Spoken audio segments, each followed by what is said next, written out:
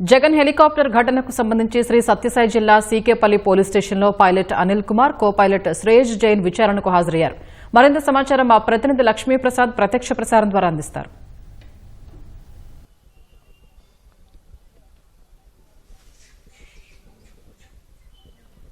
స్వప్న, శ్రీ సత్యసాయి జిల్లా CK Palli police station దగ్గర ఉన్నాము. సీకేపల్లి పోలీస్ స్టేషన్లో అంటే ఎవరైతే మొన్న ఈ నెల 8వ తేదీన జగన్ వైసీపీ కార్యకర్త మృతి చెందగా, లింగమయ్య అనే కార్యకర్త మృతి చెందగా అతని కుటుంబాన్ని పరామర్శించడానికని రామగిరి మండలం కుంటిమద్ది వద్ద పాపిరెడ్డిపల్లెకు జగన్మోహన్ రెడ్డి వచ్చారు. హెలికాప్టర్ ఏదైతే బెంగళూరు నుంచి వచ్చిన హెలికాప్టర్ జగన్మోహన్ రెడ్డిని దించేసి వెనక్కి వెళ్ళిపోయింది. అంటే ప్రధానంగా ఆ రోజు జగన్ హెలికాప్టర్ ల్యాండ్ అవ్వగానే పెద్ద ఎత్తున కార్యకర్తలు బ్యారికేడ్లు విరిచేసి హెలికాప్టర్ మీద పోయి పడ్డారని, హెలికాప్టరు అద్దానికి క్రాక్ వచ్చిందని చెప్పి వైసీపీ నాయకులు ఆ రోజు చెప్పారు. దీంతో హెలికాప్టర్ జగన్ను ఇక్కడే వదిలేసి ఖాళీగా వెనక్కు వెళ్ళిపోవడం జరిగింది. ఈ నేపథ్యంలోనే పైలట్లు, కో పైలట్ కనీసం పోలీసులకు కనీస సమాచారం కూడా ఇవ్వలేదు. ఎందుకు వీఐపీని ఇక్కడ వదిలేసి వెళ్ళిపోతున్నారనే విషయము ప్రాథమికంగా పోలీసులకు సమాచారం ఇచ్చిన తర్వాతనే వెళ్లాల్సి ఉంటుంది.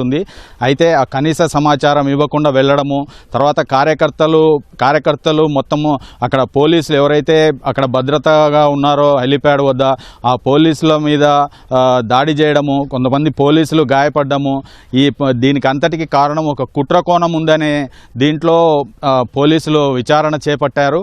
అదేవిధంగా కొంతమందిని ఇప్పటికే ఎవరైతే అక్కడ భద్రతలో ఉన్న పోలీసులకు కొంతమందికి బాడీ కెమెరాలు ఏర్పాటు చేసినారు. అదే రోజు భద్రతలో భాగంగా ఆ బాడీ కెమెరాల్లో ఉన్న విజువల్స్ వాటిని పరిశీలించడం కూడా జరిగింది.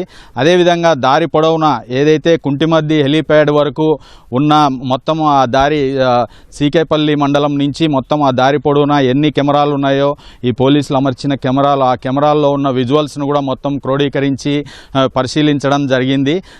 ఈ నేపథ్యంలోనే హెలికాప్టర్ సంబంధించిన కంపెనీ ఏదైతే చిప్సన్ ఏవియేషన్స్ ఉందో అది బెంగళూరులోని జక్కూరు వద్ద చిప్సన్ ఏవియేషన్స్ కంపెనీ ఉంది.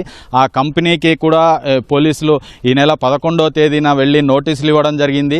ఈ పైలట్, కో పైలట్ను విచారణకు పంపించాలని చెప్పి పోలీసులు నోటీస్ ఇచ్చారు. ఈ నేపథ్యంలోనే ఇవాళ పైలట్ అనిల్ కుమార్, తర్వాత కో పైలట్ శ్రేయస్ జైన్ వీళ్ళిద్దరూ ఇవాళ 10:30కు సీకేపల్లి పోలీస్ స్టేషన్కి వచ్చారు. మొత్తం మీద ఈ పైలట్, కో పైలట్ సంబంధించి విచారణలో భాగంగా పోలీసులు మొత్తం 28 ప్రశ్నలు సంధిస్తున్నారు. అంటే హెలికాప్టర్ వచ్చిన సమయం నుంచి తిరిగి వెళ్ళిన తర్వాత కూడా పోలీసులకు సమాచారం ఇవ్వకపోవడాన్ని ఈ పోలీసులు తీవ్రంగా తీసుకున్న పోలీసులు మొత్తం ఈ పరిణామ క్రమాన్ని మొత్తం 28 ప్రశ్నలుగా రూపొందించి విచారణ చేపట్టారు. ధర్మవరం నుంచి డిఎస్పీ హేమంత్ కుమార్, తర్వాత ఇక్కడ సీకేపల్లి సిఐ శ్రీధర్ ఆధ్వర్యంలో మొత్తం విచారణ జరుగుతూ ఉంది. స్వప్న, ఓవర్ టు స్టూడియో.